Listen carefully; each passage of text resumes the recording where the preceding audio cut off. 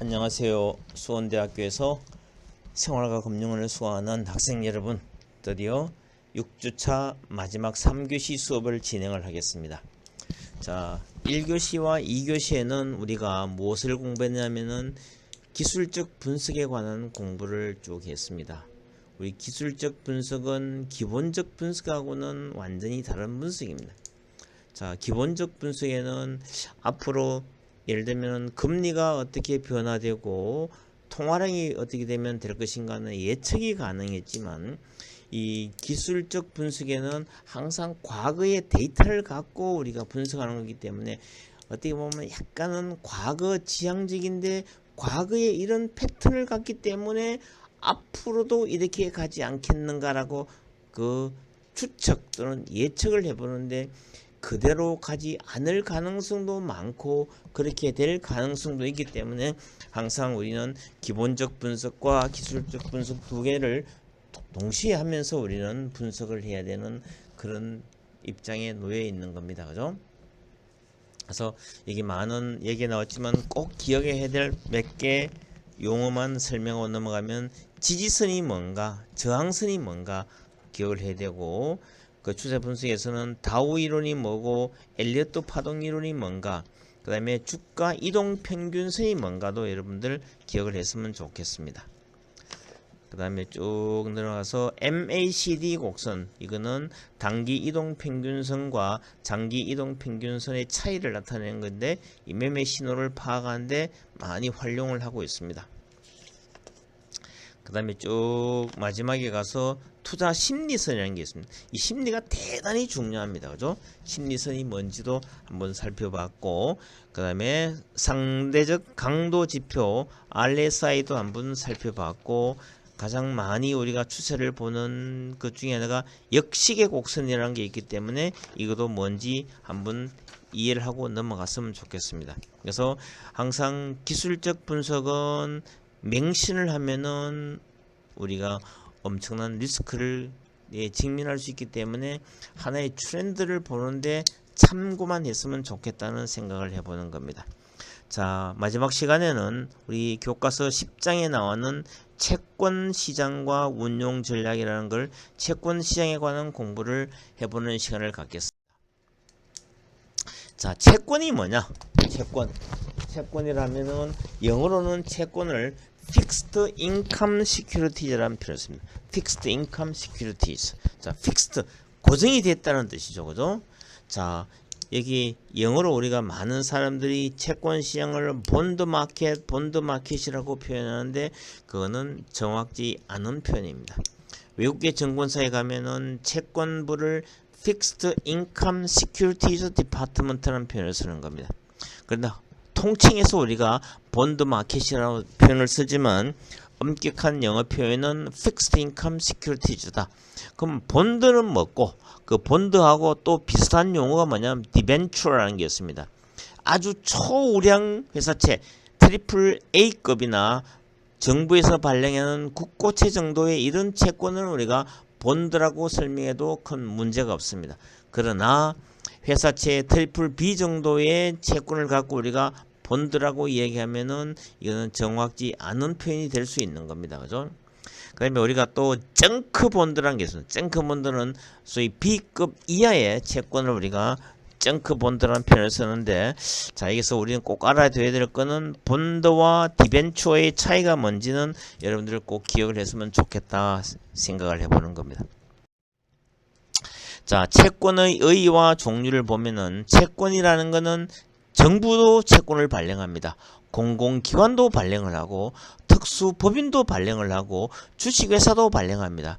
정부나 공공기관이나 특수법인 또는 주식회사가 장기 자금을 조달하기 위해서 발행하는 유가증권을 채권이라고 합니다. 이 우리 그 슬라이드 교과서에 나와 있다시피 1억 원짜리의 회사채입니다. 1억 원짜리의 회사채가 이렇게 돼 있고, 밑에 보면은 조그마한 박스에 쿠폰이 하나, 둘, 셋, 넷, 다섯, 여섯, 일곱, 여덟, 12개가 붙어 있죠. 이건 좀 이따 설명을 하겠지만, 항상 회사채는 일반적으로 2표채, 쿠폰이 붙어 있는 이유는 좀 이따 설명을 하겠습니다. 지금 설명을 하면은 회사채는 이자를 반드시 줘야 되기 때문에 연 4%의 이자를 준다고 생각하면은 한 분기에 1%씩 이자를 주는 거죠. 그 1%의 이자를 받을 수 있는 정표가 붙어 있는 거, 요거를 우리가 쿠폰이라는 표현을 씁니다. 그죠? 그래서 채권에는 세 가지 중요한 요소가 있습니다. 액면가가 있습니다. 만기일에 지급하기로 정서에 기재된 원금이 이게 바로 액면가입니다. 그죠? 요 채권은 1억짜리 액면가가 되어 있는 거죠. 그리고 이자율은 만기까지 매기간 지급하기로 약속한 이자입니다. 여기는 너무 글자가 작아서 얼마인지 잘 안 나오지만 여기 보면은 쿠폰에 몇 프로라고 표시가 되어 있습니다. 그죠? 그리고 만기일이 있습니다. 채권의 이자와 원금을 마지막으로 지급하기로 한 날. 자, 이 채권은 보통 회사채 같은 경우에는 이자는 후치, 나중에 지급을 하기 때문에 연 4%짜리의 쿠폰이 붙어 있는 회사채라면은 3개월에 1%씩의 이자를 지급을 해야 됩니다. 이 채권을 투자를 한 투자가는 분기당 1%의 이자를 받는 겁니다. 그죠? 자, 근데 이 중요한 거는 뭐냐면 대한민국뿐만 아니라 모든 세계에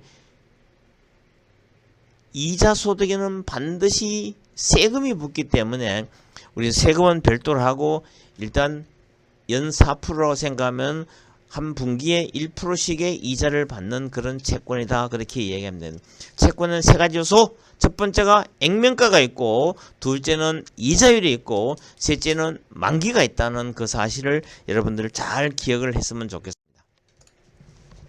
그 다음에 채권의 이유와 종류에서 이거는 채권의 특성은 세 가지 특징을 갖고 있습니다. 수익성, 채권을 보유함으로써 얻을 수 있는 수익이 발생될 가능성이 있다. 이거죠. 위험성도 있습니다. 자, 채무 불이행 위험. 만약에 3년짜리 회사채를 투자를 했는데 만기가 된데도 불구하고 원금을 지급을 할 수 없는 상황이 그 회사에 발생이 되면은 채권 불이행 위험이 발생이 하는 겁니다. 또 하나는 또 만기까지 갔을 때는 시장 위험이 별로 없다고 보여지겠지만 그 만기 이전까지는 시장의 금리 상황에 따라서 채권의 가격이 업다운이 일어날 수가 있는 겁니다. 금리의 변동으로 채권의 시장 가격이 매입 가격보다 낮아질 위험을 갖고 있는 이거를 시장 위험이라는 표현을 쓰고, 유동성은 뭐냐면은 원금 손실 없이 신속하게 현금화할 수 있는 정도가 어느 정도 되는지를 나타내는 게 유동성입니다. 그래서 수익성, 위험성, 유동성 이 세 가지 채권의 특징이 있다는 사실도 우리 수강생들은 잘 이해를 했으면 좋겠습니다. 자, 그러면 우리가 시장을 크게 나누면은 외환시장 FX 마켓이 있고, 그리고 둘째는 주식시장 스톡 마켓이 있고, 셋째는 픽스드 인컴 시큐리티즈 마켓이 있다 이거죠. 자, 그럼 이 세 개 시장 가운데 가장 리스크가 큰 시장이 어디냐? 자, 여기에는 일반적으로 FX 시장이 가장 리스크가 크다고 얘기합니다. 이 환율에는 우리나라 시장에는 하루에 변동할 수 있는 상한가 폭이 없는 겁니다. 우리나라가 1997년도 12월부터 우리나라 환율 제도를 시장 변동 환율 제도로 바꿔놨기 때문에 그 당시 시장에서 하루에 100원, 200원, 300원 쭉쭉쭉 환율 올라가서 교수님이 그 당시에 국제영업 본부장을 하고 있었는데 그 당시 장중에 환율이 2,000원을 찍은 날이 있었습니다. 그렇기 때문에 FX 시장은 전 세계의 경제 상황이나 정치 상황이 급변하면은 환율이 급변하기 때문에 FX 마켓은 대단히 리스크가 큰 시장입니다. 뭐 우리 수강생들은 지금 FX 마켓에 투자하는 학생들이 거의 없겠지만 그래도 갑자기 우리가 해외여행을 갈 때 달러를 바꿔 가야 되는데 최근에 우리나라 환율이 1130원에 있다가 1180원까지 갑자기 50원 정도가 올라가는 일이 벌어지기도 했는 겁니다. 그죠? 그러면은 채권 시장과 주식시장 가운데서 어느 것이 더 리스크가 크냐라고 보면은 아마 우리 수강생들 대부분 다가 주식시장이요 라고 그렇게 자신있게 얘기를 하겠죠. 그렇지만 꼭 그런 것만도 아닙니다. 자, 이 채권의 가격이라는 거는 만기가 얼마나 긴가에 따라서 금리가 조금 올라가더라도 채권 가격은 엄청 폭락을 하는 그런 경우가 있습니다. 자, 그러면 우리나라에서 가장 만기가 긴 채권이 얼마냐?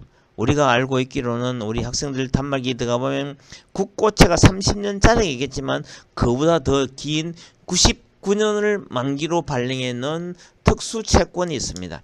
우리나라 한국전력 캠코에서 발행해놓은 99년짜리 채권도 있기 때문에 채권의 만기가 길면 길수록 금리가 조금만 상승해도 채권 가격은 폭락을 하는 겁니다. 그렇기 때문에 우리 채권은 안전하다고만 여러분들이 생각하고 있는 그 고정관념을 한번 바꿔보는 것도 필요하다고 교수님은 얘기를 하고 싶네요. 그죠? 자, 이거는 좀 이따가 우리가 채권 가격과 채권 금리를 얘기하면서 좀 더 얘기를 할게요. 자, 그 다음에 채권의 종류는 채권은 발행하는 주체와 이자 지급 방법과 상환 기간 그리고 보증 유무에 따라서 분류를 달리하는 겁니다. 발행 주체에 따라서 분류를 하면은 국채 또는 국공채라는 것은 국회의 동의를 받고 중앙정부가 발행하는 채권을 국채라고 씁니다. 국채. 실제로는 우리 시장에서는 국채보다는 국고채라고 그렇게 많이 표시를 합니다. 그다음에 지방채는 지방자치단체가 재원 확보를 목적으로 발행하는 채권을 지방채라는 표현을 쓰고, 특수채는 상법 이외의 특수법에 의해서 설립된 법인이 발행하는 채권을 특수채라고 얘기합니다.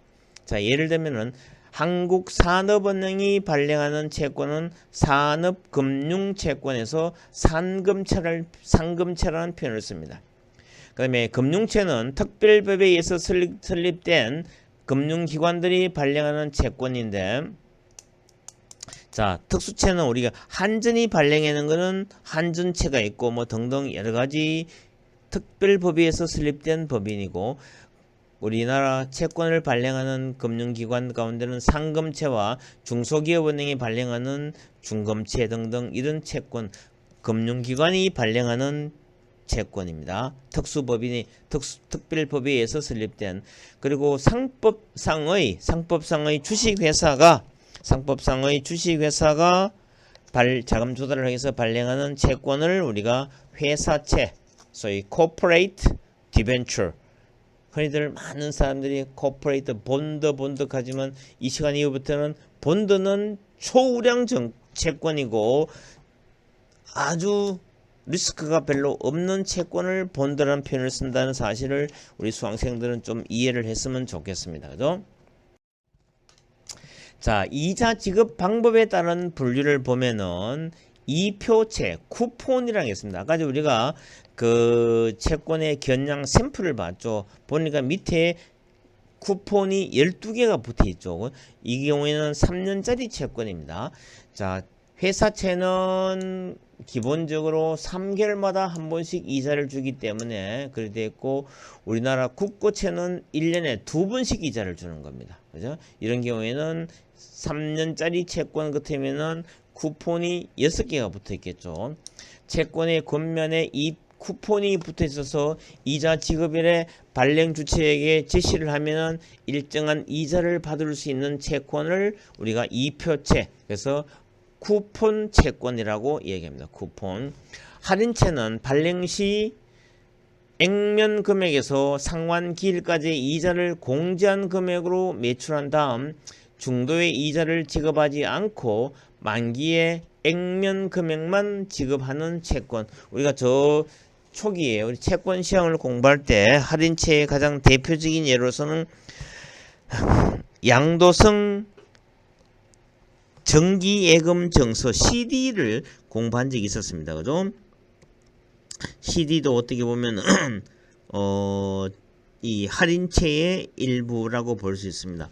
CD는 발행하는 방법이 소위 통장식으로 발행하는 방법과 정서식으로 발행하는 방법이 있는데, 어떤 경우든지 간에 발행하는 방법은 할인체의 성격을 띱니다.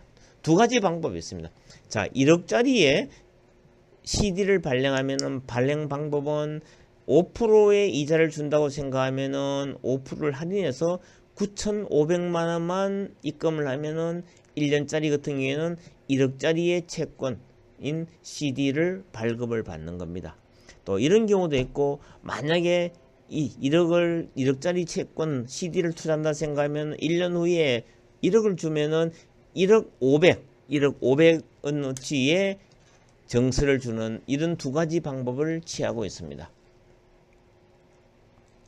자, 그 다음에 복리채는 매 기간마다 이자를 지급하지 않고 이자의 단위 기간의 수만큼 복리로 재투자된다고 가정을 하고, 만기에 원금과 이자를 한꺼번에 지급하는 그런 채권, 우리나라 같은 경우에는 국민주택채권이 복리채의 어떤 이런 스타일로 발행을 하는 겁니다. 다시 한번 정리하면, 이자 지급 방법에 따라서 쿠폰이 붙어있는 채권은 이표채, 쿠폰채라는 표현을 쓰고, 미리 이자를 공제하고 발행하는 채권은 할인채라는 표현을 쓰고, 이자에 이자를 붙여서 복리로 재투자돼서 만기가 됐을 때 복리 이자와 채권 원금을 한꺼번에 지급하는 채권을 우리가 복리채라는 표현을 씁니다. 그 다음에 상환 기간에 따라서 만기가 1년 미만인 채권은 단기채라는 표현을 쓰고, 1년에서 5년까지의 채권은 중기채라는 표현을 쓰고, 그리고 만기가 5년 이상인 채권은 장기채라는 표현을 씁니다. 장기채라는 표현을 쓴다. 그 다음에 보정 유무에 따른 채권은 보정사채 원금과 이자를 매기간 또는 만기에 확실하게 지급할 수 있는 것을 제3자가 보증하는 채권이고, 원금과 이자 지급에 대한 보증이나 담보 없이 발행된 채권, 신용평가기관에서 신용도가 우수한 기업들이 발행한 채권을 무보증사채라고 얘기합니다. 우리나라가 1997년도 말에 12월 달에 드디어 외환위기가 와서 우리나라는 국제통화기금 IMF로부터 300여 달러의 돈을 빌려와서 금융위기를 극복을 했습니다. 그때 전후로 해서 우리나라가 채권 시장에도 혁명적인 사건이 일어납니다. 그전까지는 모든 회사채가 금융기관의 보증을 받아서 발행하는 보증회사채 중심의 시장이었는데, 그때 이후로부터는 보증회사채에서 무보증회사채로 터닝하는 기관이 됐습니다. 웃기는 게 뭐냐면은, 삼성전자가 회사 등급이 소위 금융기업보다도 높은 경우도 있었습니다. 그럼에도 불구하고 채권 시장에서는 반드시 금융기관의 지급 보증을 받아야 되기 때문에 자기보다도 신용 등급이 낮은 금융기관의 지급 보증을 받고 채권을 발행하는 참 넌센스 같은 그런 때도 있었다는 사실을 우리 수강생들은 이해를 했으면 좋겠습니다. 자, 그러면 특수사채라는 게 있습니다. 특수사채. 여기는 우리 지난번에 공부를 다 했지만 다시 한번 복습을 해봅니다. 전환사채, 컨버터블 본드입니다. 컨버터블 본드. 회사채로 발행되어서 일정 기간 경과 후에 주식으로 전환 가능한 사채인데, 보통 지금은 1년이 지나야 전환이 가능한 그런 사채로 발행이 되고 있습니다. 그리고 신주 인수권부 산채, 본드 위드 워런트입니다. 발행 시 채권자에게 별도의 신주 인수권을 부여하는 채권입니다. 이 워런트라는 거 뭐냐면은 그 신주를 인수할 수 있는 그 권리를 우리가 워런트라는 표현을 쓰죠. 전환사채와 신주 인수권부 사채의 차이는 뭐냐면, 전환사채는 채권이 주식으로 전환이 되어버리면은 채권의 그 효력은 상실되어 버립니다. 그러나 신주 인수권부 사채의 경우에는 워런트를 행사하더라도 채권은 그대로 남아 있는 겁니다. 친주 인수권부를 인수를 행사한다는 개념은 그 워런트를 갖고 회사에 가서 내가 이 워런트를 행사하겠소 하면은 그 행사 가격만큼의 돈을 회사에 납입을 하고 신주를 인수를 받는 겁니다. 그죠? 이런 거를 신주 인수권부 사채라는 표현을 쓰고, 교환 사채는 뭐냐면은 일정 기간 내에 사전에 합의된 조건으로 발행 기업이 소유하고 있는 회사의 다른 상장 주식으로 교환 청구를 할 수 있는 권리가 부여된 채권이다. 그지? 자, 지금 어떤 기업이 삼성전자 주식을 되게 투자를 해가 많이 갖고 있다. 이죠? 자, 옛날에 투자할 때는 지금 현재 가격보다 훨씬 더 저가에 했습니다. 예를 들면 한 5만원에 투자했다고 가정해 보겠습니다. 근데 이 회사는 삼성전자는 앞으로 최소한도 50만까지 간다고 보면은 지금 팔기는 너무 아깝죠. 그래서 이런 경우는 삼성전자를 언더라잉으로 해가지고 밑에 깔고 삼성전자가 주가가 얼마 대 도달하면은 우리가 주식으로 바꿔주겠다 이렇게 했는 이런 거를 우리가 교환 사채라고 얘기합니다. 이 참가부 사채는 확정 이자를 지급받는 이외에 회사의 이익 지분에도 참가하는 사채를 소위 파티시페이팅 본드라는 표현을 씁니다. 그러면 수의 상환 사채는 발행회사가 만기 이전에 시장 가격 또는 일정한 금액으로 채권을 매입해서 소각할 수 있는 채권을 콜러블 본드라는 표현을 씁니다. 자, 그러면은 채권 투자하는 사람은 불리하기 때문에 이 회사가 3년짜리 회사채를 발행했지만 3년쯤 됐을 때 혹시나 부도가 날 가능성이 있기 때문에 보통 1년 또는 2년 이후에 채권을 갖고 있는 사람이 그 회사에게 팔 수 있는 권리, 이거를 우리가 수의상환은 회사가 바이백을 하는 거고 투자가가 다시 미리 팔 수 있는 걸 이거를 푸터블 본드라는 표현을 씁니다. 자, 이제 발행시장으로 한번 넘어가 보겠습니다. 오늘 발행시장과 유통시장까지만 하고 나머지는 다음 시간에 하는 거 하겠습니다. 채권을 발행해서 투자자에게 채권 정수를 제공하고 자금을 공급받는 1차적인 시장이기 때문에 채권 시장도 프라이머리 마켓이 있습니다. 발행 시장의 구조는 채권 발행자가 채권 발행을 통해서 자금을 조달하는 주체를 채권 발행자라는 표현을 씁니다. 여기는 정부나 지방자치단체나 특별법에 의해서 설립된 법인이나 주식회사 등을 얘기합니다.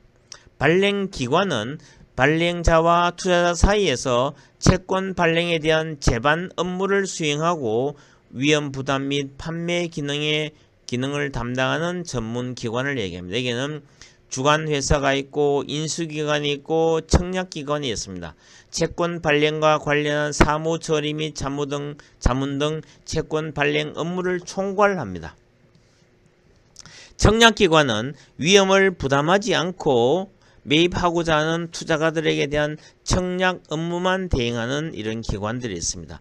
자, 투자자는 누구냐면은 발행시장에서 새롭게 발행되는 채권을 취득해서 자금을 공급해 주는데 여기에는 개인 투자가들도 있고 기관 투자가들도 있습니다. 자, 채권 발행 시장을 보면은 채권을 발행해서 투자자에게 채권 정수를 제공하고 자금을 공급받는 1차적인 시장을 발행시장 프라이머리 마켓인데 채권의 발행 방법에는 사모 발행과 그리고 공모 발행 두 가지 종류가 있습니다. 자, 사모 발행은 채권 발행자가 직접 소수의 투자자와 교섭을 통해서 채권을 매각하는 방법입니다. 발행을 위한 모집과 매출의 대상이 50인 미만인 경우에는 사모 발행을 하는 겁니다. 투자자는 주로 은행이나 자산운용사나 보험회사 같은 기관 투자가를 이차하고 발행자는 유동성이 낮은 회사를 발행하는 기업입니다.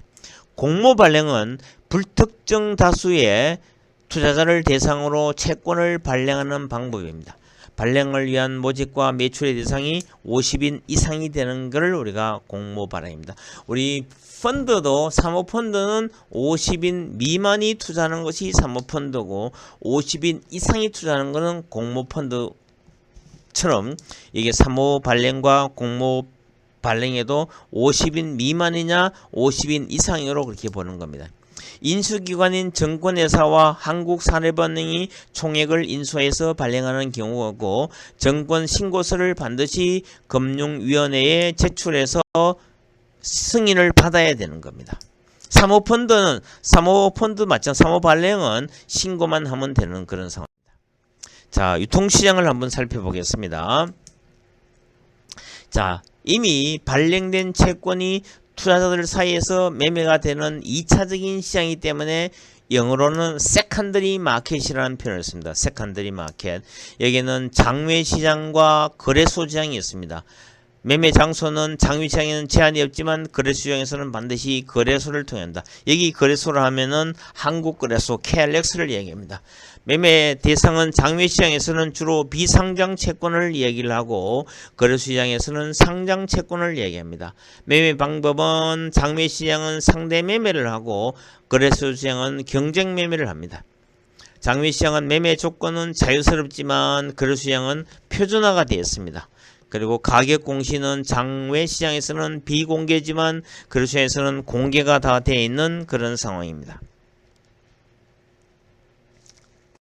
자, 그 다음에 이 장외시장을 보면은 전체 거래의 한 70% 정도를 장외시장에서 합니다.